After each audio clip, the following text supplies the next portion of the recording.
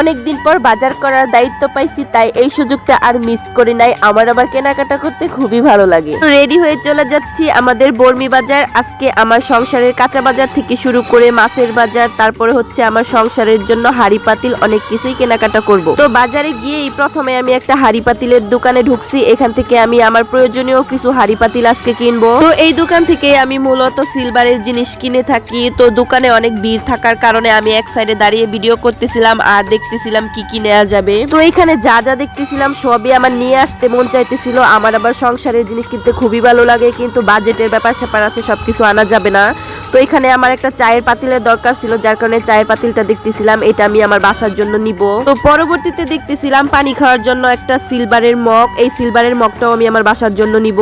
এখন চলে আসলাম একটা কোকারিজের দোকানে। আর এইসব কোকারিজের দোকানে যেই না আমি আটকে যাই। আমার মন চায় এসব দোকানের সব জিনিস আমি আমার বাসার জন্য নিয়ে যাই। এইখানে দেখতেছিলাম কাচের সার্ভিং ডিশের সেটটা, আর এই কাচের সার্ভিং ডিশের সেটটা আমার খুবই পছন্দ হয়েছে, আর এটা আমি পরবর্তীতে আমার বাসার জন্য নিব।